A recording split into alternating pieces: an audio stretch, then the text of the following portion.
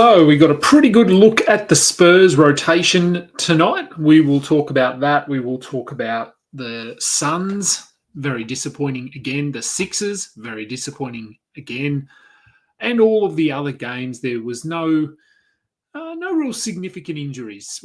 That's a good thing. Let's get into everything. This is the Thursday post-game show. Let's go balls deep. I'm the type to get shit done. You the type to observe. March Madness on my speakers, but today's November 23rd. Got something loud in the blunt, yeah. I don't say what I want, yeah. Probably somewhere sunny getting tan. Foreign women in the sun, yeah.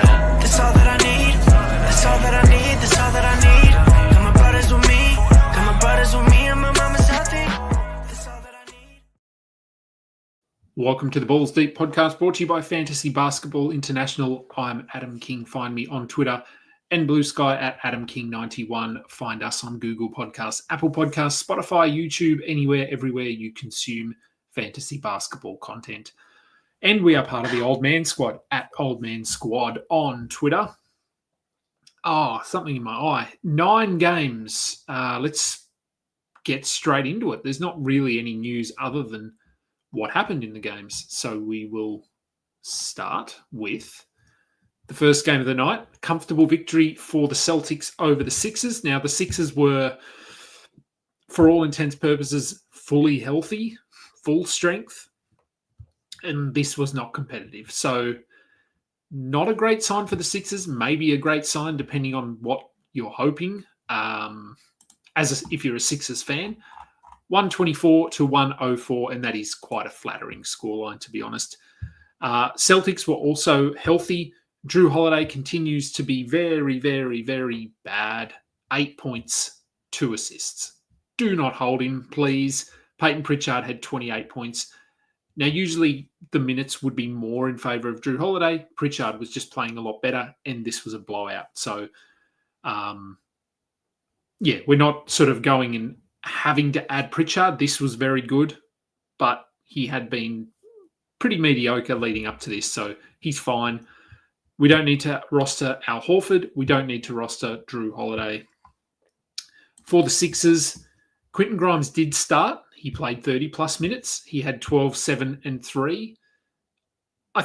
Look, this is not great. It's a 12-team line, probably not. But the minutes are there.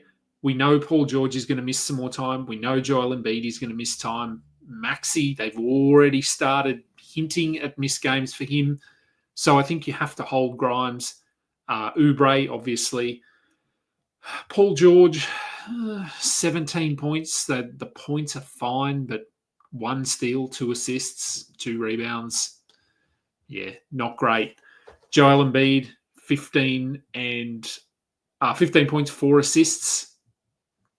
Yep, sure. I'm so glad I didn't draft Joel Embiid. Yeah, look, it's been interesting. So he's obviously had multiple meniscus injuries throughout his career. Having had to educate myself a little bit more on meniscus surgeries and injuries over the last 2 weeks, and knowing the various surgeries and options and what it does and just the size of Joel Embiid, I don't even know if surgery, to be honest, is going to save not his career. He's still going to keep playing. But he talks about getting back to the player that he was.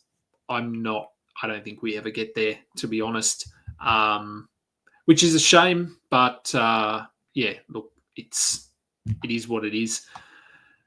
Hold Grimes, roster Maxey, Embiid, George, Oubre, prepare for missed games for all of those guys. Even Oubre, at the moment, we're not really seeing it, but maybe at some point we do. Memphis going to Indiana and lose 127 to 113. Pacers get the win. For the Grizzlies, I tweeted something out about Ja Morant, just the fact that he has been quietly, he's had injuries, so that plays a role, but no one's really talking about the fact that he has been bad this year. He's averaging 20 points, 7 assists, I think 1.3 steals, something, that's top of my head. Yeah, 12 points here, 6 assists, 0 steals, 0 blocks, 0 threes, 4 of 15 from the field. He just, I don't know. I don't know what's going on, but yeah, another player that I'm pretty glad I didn't roster. He just goes too high in drafts for me. And this year has been a perfect example of that. Desmond Bain was fine. Zach Edey had 11 rebounds, had a block. Sort of borderline must roster, but I don't think you have to. Same goes for Jalen Wells. He had 17 points here, but he's very hit or miss. For me, it's Jaren Jackson, it's Desmond Bain, and it's Ja Morant. I think they're the only three you have to roster here, and everyone else is just a flyer, streamer type. For the Pacers, look, no one really stood out here. They just played better across the court. Siakam was very Siakam. Turner returned. He had 17 and 10 with 7 blocks, so very nice to have him back if you're a Miles Turner manager. Halliburton did leave the game briefly, was able to return 22 and 9 with a steal and a block. Nembhard had 11 and 4 with 2 steals. Yeah, again, very back end, much like Neesmith. Mathurin, look, his floor is probably safe enough that you can hold him, assuming you only need points. Toppin, TJ McConnell, these guys, again, streamers, nothing more. Chicago at New York. Eventually, New York get the win, 113 to 111 in overtime. For the Bulls, Lonzo returned. He did start with Ayo Dosunmu moving to the bench. Lonzo had 14 points, 4 assists, no steals, poor from the free throw line, poor from the field. Look, he has his strengths, but he certainly has a lot of weaknesses. I don't think he's a must-roster player. If he fits your build, sure, but he's going to sit back-to-backs. He hurts percentages. He doesn't score, or he's not a high-volume scorer. Buzelis, 5 and 7 here in 24 minutes. This is rough. I think we probably hold him. I assume the Bulls at some point, well, are they? I don't know. I do know if their draft pick falls outside the top 10, they lose it. So they actually do want to lose games here if they want to keep their draft pick. It was part of the DeRozan deal, I think. So the Spurs would get that pick. Kobe White had 11 points, continues to be pretty average. I'd still be rostering him. 10-team leagues, maybe not. 12 teams, I think so. Giddey was very good, 27 points, 16 rebounds, 4 assists. Only 4 assists because his teammates sucked. He would have had more assists here, but he had to do more offensively, which we don't usually see from him. And Dosunmu, 28 minutes off the bench. If this is where he's going to play, I don't think we need to be holding him either. I remember as we near the fantasy playoffs here, that cut line drops in a standard league from sort of top 100 to top 80, assuming you can stream and make the most of roster moves and things like that. So someone like a Dosunmu, Alonzo Ball, who probably a month ago were must roster, very, very tight now. For the Knicks, there was no Josh Hart. There was no OG Anunoby. They do play tomorrow, I believe. So keep an eye on the injury report to see if OG plays. He was close in this one, so could play tomorrow. McBride got the starting nod, his first start of the season, and he was very good. 23 points, 6 rebounds, 3 assists, 3 steals, 3 blocks, 5 threes. And I don't think we need to roster him. OG will come back. Hart will come back. McBride will move back to the bench and play 20 minutes. So if you had him today, very good. You might want to hold him for tomorrow just in case. But long term, I don't see him being someone we need to roster. Cat started this game very poorly from the field, but ended up with 32 and 18 with 2 steals. I think he was 2 of 14 or something at one point from the field. So he went, 12 of 16? So, yeah, he got things going, which was good. Bridges, fine. 13 and 10, 2 blocks. Precious Achiuwa, we just keep rostering him, 11 and 9 with 3 steals. So until they're fully healthy, Precious has to be rostered. All right. Sorry. Cleveland at Brooklyn. Look, to their credit, Brooklyn kept this one competitive. Cleveland do get the win 110-97. Who do we need to talk about? Not really anyone. Their big four all performed, gave us what we need from them. Strus, DeAndre Hunter, the guys we consider didn't really do anything, and that's the risk you take with players that rely on one or two categories. I still think Hunter's okay. Only 9 points here in 27 minutes, but yeah, again, closing in on the fantasy playoffs, you're okay to drop him if you want to. With Okoro back, with Ty Jerome back, the minutes off the bench there are going to be up and down. We might see Okoro play 28 in a game if they just need defense. DeAndre Hunter might play 19. So it's going to fluctuate. For the Nets, Nick Claxton had 8 and 9 with 3 blocks, 2 steals. The points, not super, but everything else really nice. Keep an eye out for back-to-backs. He's probably going to sit back-to-backs. But at the moment, he has to be rostered along with Cam Johnson. And they're probably the only two at this point active. Cam Thomas, sure, stash him. D'Angelo Russell left this game with an ankle injury. They're going to find every excuse in the book to sit him out. So, I mean, I said he wasn't a must-roster player before, and I stand by that. You don't need to roster him, or Zaire Williams, or Jalen Wilson, or Trendon Watford, or Killian Hayes, or Tyrese Martin. Dayron Sharp, I would be holding. I know the minutes are a little bit underwhelming, but 7 and 10, 3 assists, 4 blocks, 1 steal, that's enough. So hopefully you are holding him. And Keon Johnson's the only other one I'd consider. 16 points, 4 rebounds, 1 assist, 1 steal, 1 block, but only 26 minutes. We probably need 30 consistently to consider him a must-roster player. So we're close, but I don't think we're quite there. Okay, Orlando at Atlanta. Hawks got out big early in this one, and then the Magic rallied back and they win 114-108. For the Magic, Goga Bitadze moved to the bench. He played 16 minutes. He had 6.6 rebounds, 2 blocks, 1 steal. We can move on from Goga Bitadze. It's sad. It's a sad day. But yeah, you can't roster him if he's coming off the bench and playing 16 to 20 minutes. Wendell Carter started, didn't play great, but if they're going to go with him as the starter, 9 points, 15 rebounds, and a block. He will need 30 a night to be a rosterable player. So if you want to grab him and see if they are just going to run him out there as the starter now and play him 30 minutes a night, the upside's pretty limited. Cole Anthony had 17, 5 and 3 with 3 steals and a block. So it was his turn tonight. Next game could be Anthony Black. To be fair, Black wasn't terrible. 10 points, 2 rebounds, 2 steals, 2 blocks, but only 15 minutes. They're just going to continue to alternate. I think. Look, a nice night for Paolo on the surface, 36 and 10 with 5 assists, but 11 of 16 from the free throw line.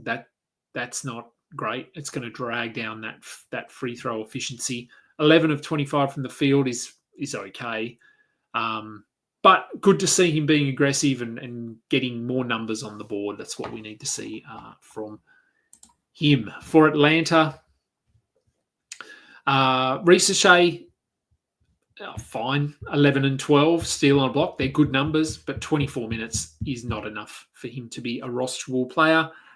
Levert had 13 and 4 with 2 steals.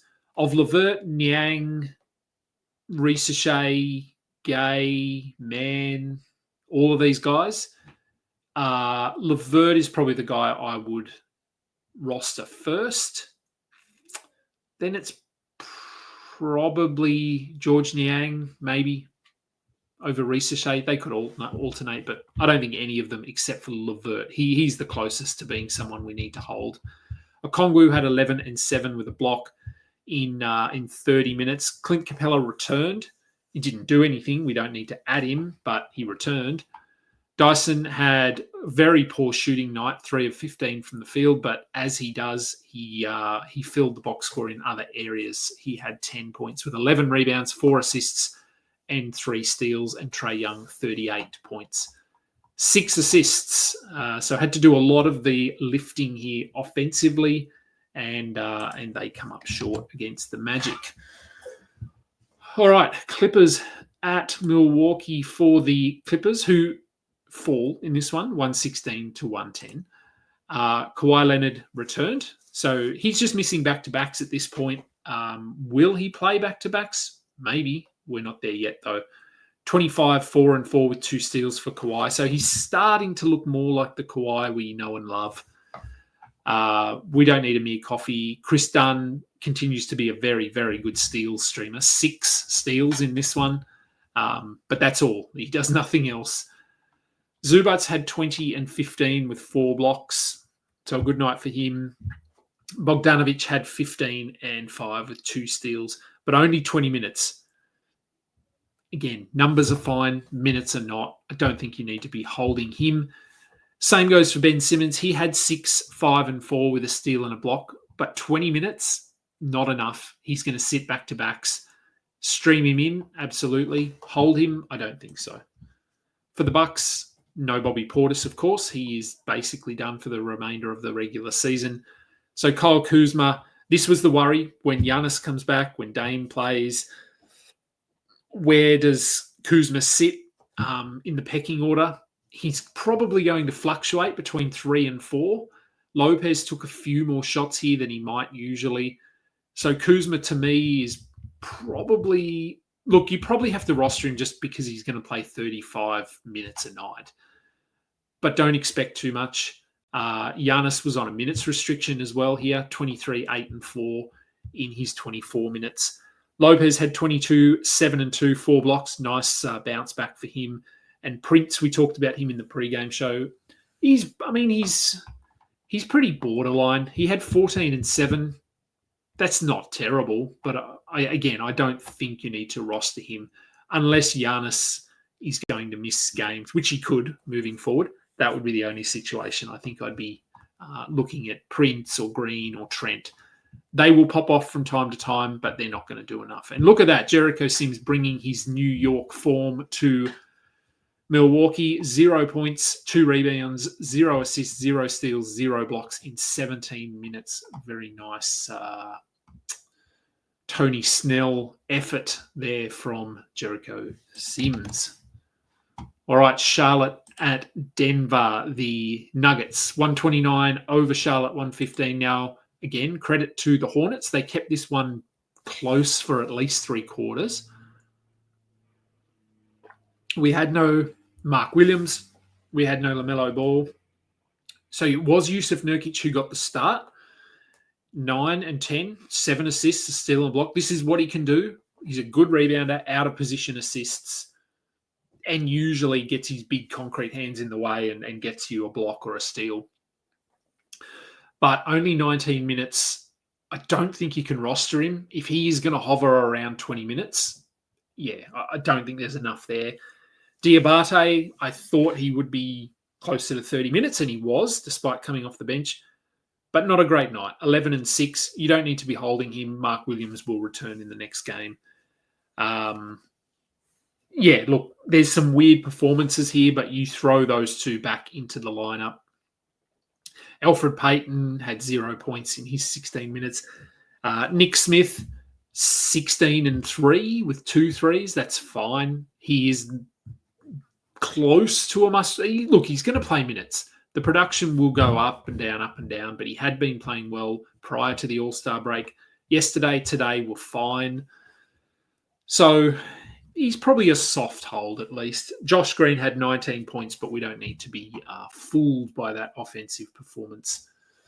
For the Nuggets, with Westbrook back. All right, so what are we doing here?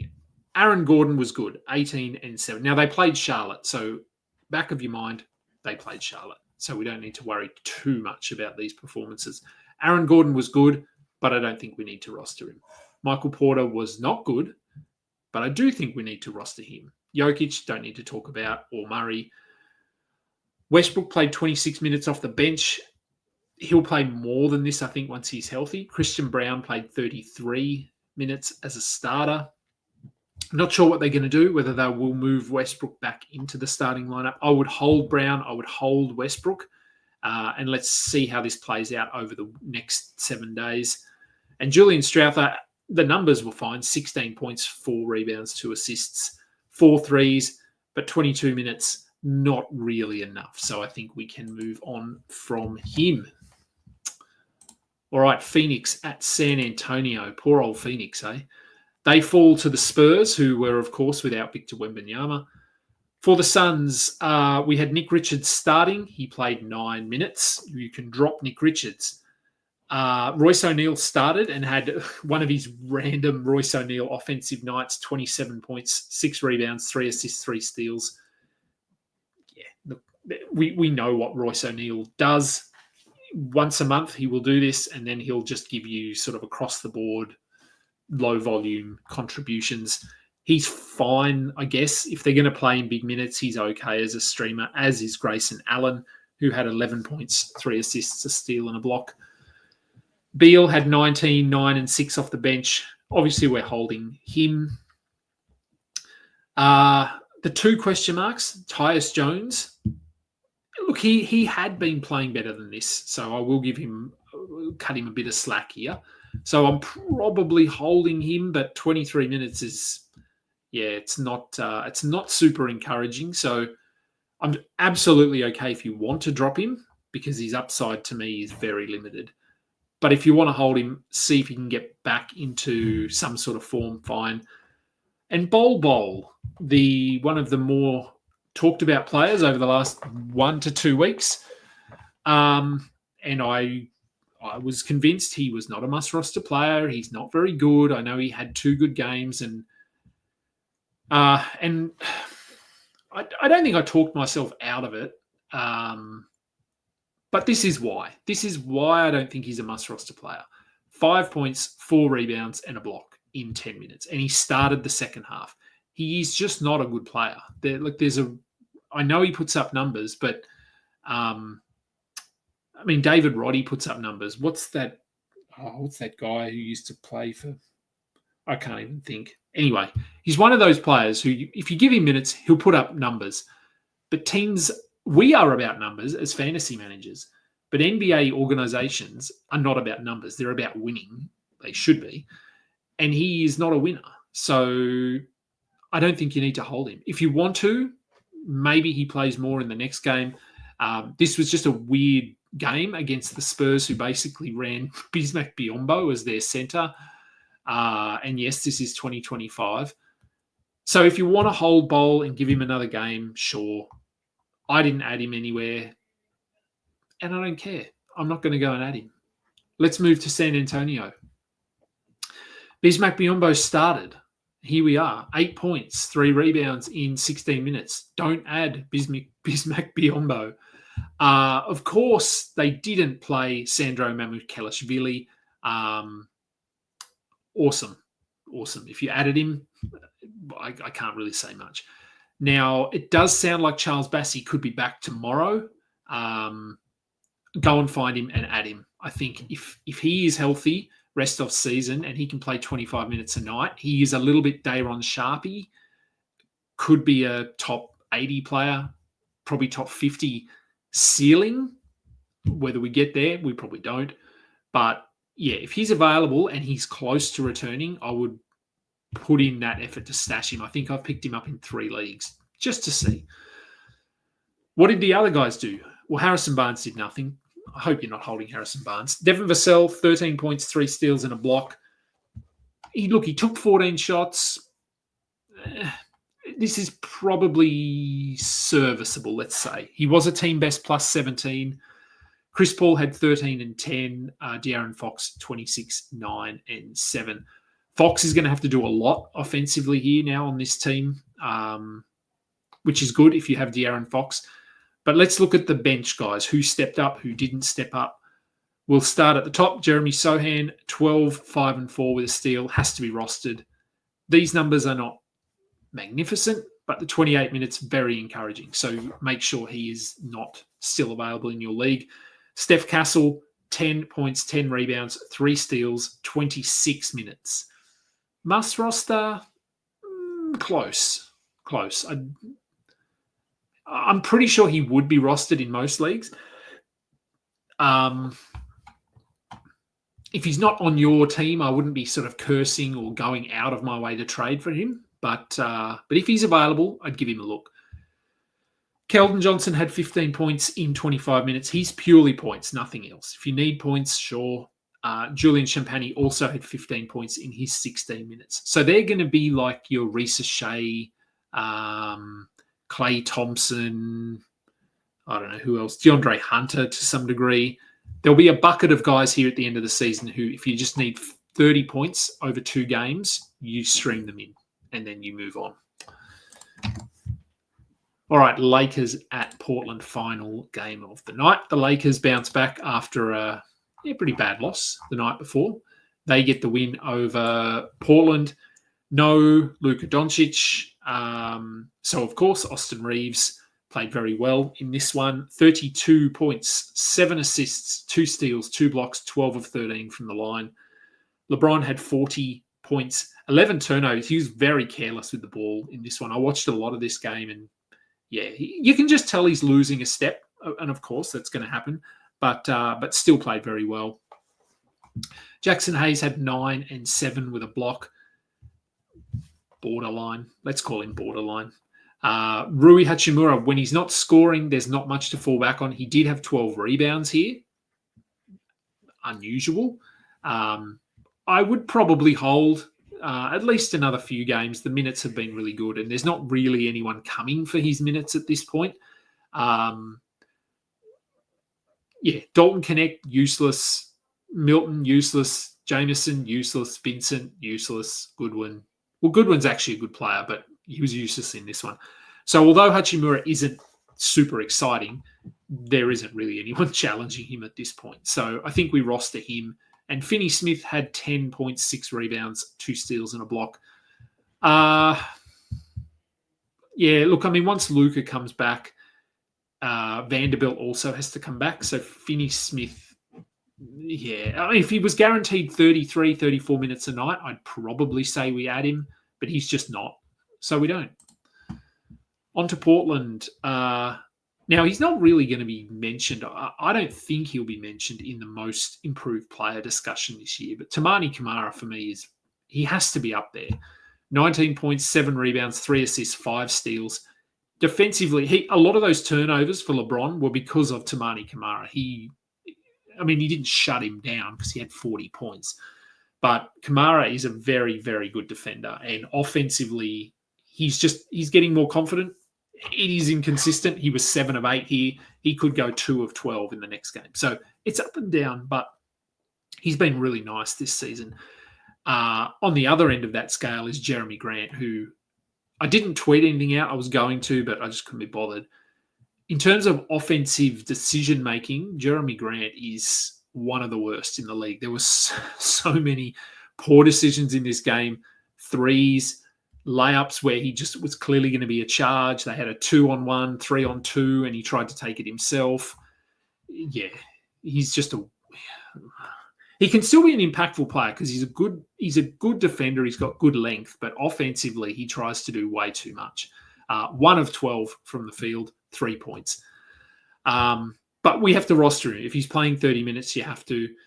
Avdia, on the other hand, looks very good. 28 points, 4 rebounds, 5 assists, 2 steals. Simons, he's been pretty disappointing, I would say, on the whole this season. 8 points, probably a hold, but not a very exciting one. Shaden Sharp, also not very exciting. Scoot had 12 and 5 with 2 steals in 30 minutes. The minutes are very encouraging there. I would be holding Scoot.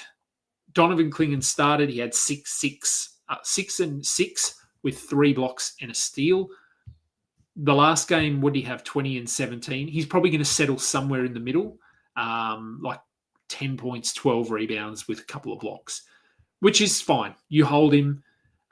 This was a weird sort of matchup. The Lakers run with Finney-Smith at center, and Klingon just can't keep up with teams that want to push the ball, really, and that's what the Lakers were doing here.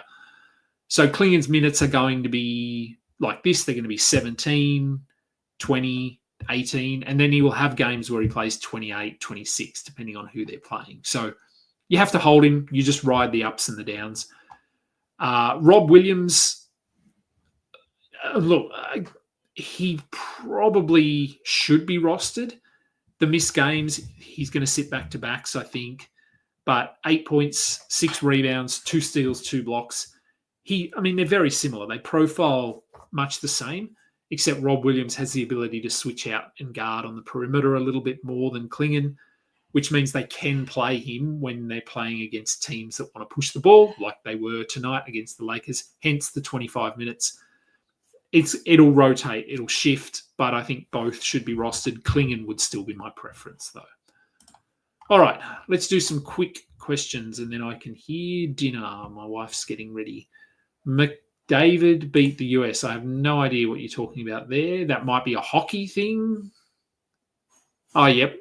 Shining Knight put Canada 1 over the US. Okay, I'm assuming there was a hockey game today. What have we got? Is Rob Williams an ad? Just talked about him. I think he probably is, but just remember that he's going to sit back-to-backs. Do I think Lopez takes a bump with Portis out? No, I don't think so. I don't think so. He'll be the same. Lopez is who he is at this point. Would I hold Grimes or drop him for Alvarado or Lonzo for rest of season value? Lonzo, no. I don't think I'd drop him for Lonzo. Alvarado, maybe. Do you need points or assists? Grimes will be more points. Alvarado will be more assists and steals. So I'd be okay with dropping him for Alvarado. With Kelly Olynyk available for tomorrow, do I see him taking minutes from Misi and Matkovic? I don't know. Misi is questionable with his ankle. I think it's an ankle. There's absolutely a chance that it happens. If you have Misi, if you have Matkovic, I would just hold them tomorrow and see what happens. I don't know how they plan to use Olynyk. Is he going to play at the 5? Is he going to play at the 4? I would assume the minutes will come off of Matkovic rather than Misi. But again, Misi might not even play tomorrow and it doesn't matter. Yes, Chad, you are a genius. Again, the process was correct with Sandro, but they just didn't play him for whatever reason. Aditya, who's your drop? Nyang or Struce need to activate Giannis? Do the Bucks play tomorrow? Let's have a look. The Bucks do play tomorrow. I don't think Giannis will play. They play the Wizards. I could beat the Wizards. So I would not be activating Giannis yet. I would wait and see what the injury report is tomorrow, but I wouldn't be surprised if he doesn't play. All right, Giddey put up his best game of the year. Probably was. Pretty close. Kenny averaged 24 points. Yeah, I think Giddey will be fine. I think he'll be pretty solid rest of season. Buzelis or Sohan? Ooh. That's pretty close. I think Sohan's probably safer. If you're looking for a bit of security, I think Sohan, he's just proven. We know what he can do. Buzelis has upside, but he hasn't hit any sort of a ceiling yet.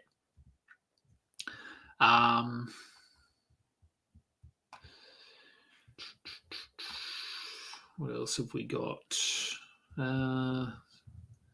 Is Bol Bol a drop? Yeah, like I said, if you want to hold him for one more, sure. I didn't think he was a must-roster player anyway. What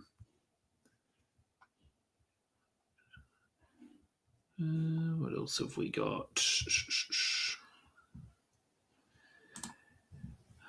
Chad. So this is talking about Miles McBride. Not sure he's a drop. The Knicks team is going to need maintenance to have any chance of a deep run. They are. Do they do that? I don't know. Look, if this was any team but the Knicks, I would say absolutely you hold on to Miles McBride, because common sense would say, yes, we're going to rest players down the stretch. The Knicks just don't rest players. That's the issue. So the maintenance usually comes about when players are actually injured. So, yeah, look, I'd hold him for now because Hart is out. Anunoby could be back tomorrow. If you want to treat him like a stash, we sort of were doing that at the start of the season. And we thought one injury, he's going to step in. But it's actually been Precious Achiuwa who has stepped up. But if you want to hold him, I think that's okay. Chris Dunn has been a top 70 player in 9-cat last 2 weeks. Do I see him as an ad? Only if you need steals. He is a one category player. That's it.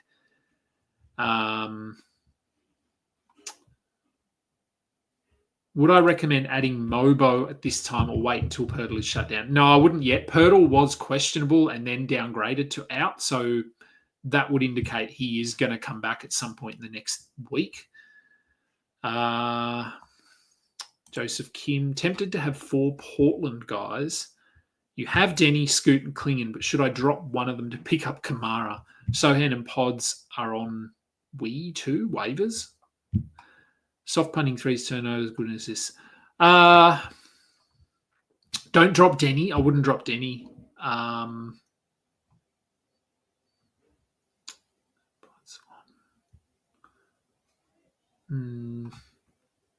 don't know. I mean, they're all rosterable players. Yeah, I wouldn't be dropping Denny. I mean, if I had to rank all of those guys, Klingon is very 1 to 2 categories. He's rebounds and blocks. That's it. The rest will do a little bit more. So if you don't need blocks, rebounds, don't hold Klingon. The rest of those guys, they're all sort of top 100. They're all in a very similar range. Kamara, if you need defensive stats. Scoot, if you need assists. Sohan, if you need rebounds. Denny is sort of across the board. He can do a bit of everything, much like Pajemski. Have a look at percentages as well. Pajemski can be sneaky bad from the free throw line from time to time. Would I trade Maxey for Lillard for scheduling and shutdown purposes? Playoffs go, 6th of April. That's a late finish. Would I trade Maxey for Lillard? Yeah, I'd probably be okay with that, I think. As I said, the Sixers are already hinting at shutting down, or not shutting down, but limiting some players, and Maxey could fall into that bunch of guys. So, yeah, I'd be okay. Do I think you should do Mark for Butler? Mark Williams, I'm assuming.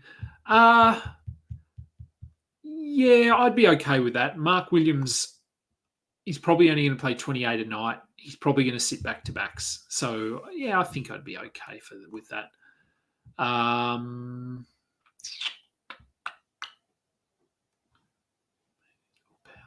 Just trying to dump. Oh, okay, here's the one from Joseph Kim. Bain and Wiggins or Powell and PG? Just trying to dump PG. I think he'll take it. If not, Wiggins. Trying to dump. Okay, so you're trying to get off Paul George and acquire Bain and Wiggins. I think that's fine. Yep, that's all right. What's Bassey's floor if he plays 25 to 20? Could be top 70. We haven't seen him in a sustained role. It's hard to know. It's a little bit like, as I said, Dayron Sharp. We're assuming that if he plays 26 minutes, he will be a top 70 player. But we also know that you can't simply take a player's stats and if they're playing, an extra 30%, that you add 30% to their production. It just doesn't happen. So, yes, he could be top 70, but he could be top 100. It's hard to know with players that we haven't seen play a significant role. Who has the higher upside between Sohan and Bassey? I think it's Bassey probably has the higher upside. Sohan is safer. Bassey or Klingon rest of season.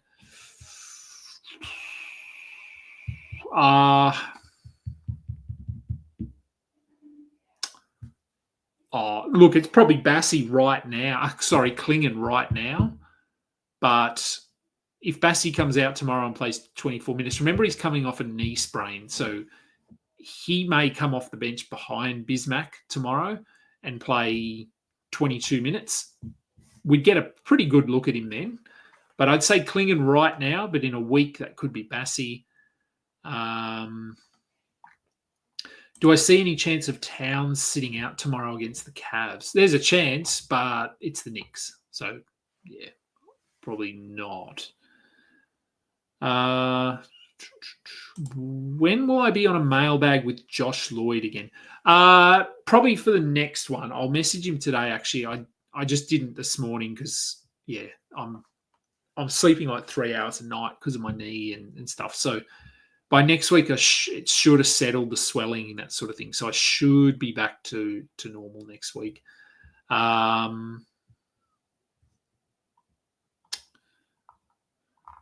right, let's just do some quick questions here because I dropped Klingon for Scoot. Do you need assists or do you need rebounds and blocks? What's my favourite board game in the back? I've had this one before, actually. Seinfeld Cluedo is probably my favourite.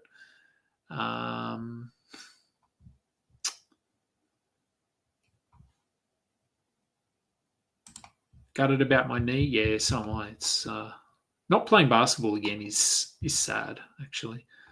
Is Goga dropping to 14-team league? Probably. 14 teams is close. 12 teams, yes. 14, probably. How many minutes do I think Jabari Smith gets? Do I think he keeps getting 30 minutes? Yeah, I'm not sure if he's going to start. 30 minutes? I think he'll be close, even if he comes off the bench. 28 to 30. Will I take tramadol for my knee? Well, maybe, but I don't want to get suspended. So, no, look, I do have painkillers for it. So it's okay. The names of them are different. But the one I'm having is pretty good. But I only take it when I sleep. I don't take it during the day. Should I start Tobias or Keontae tomorrow? Ooh. Who do they play? Detroit play the Spurs and Utah play the Thunder. Let's go with Tobias. Anyone playing the Thunder? Yeah, I wouldn't start anyone. It doesn't always work out that way, but the Thunder, as we know, they're very, very good. Very good. All right, I'm going to get out of here. Pre-game show tomorrow. Yeah, as per normal. What am I thinking? I'm not going anywhere. So pre-game show.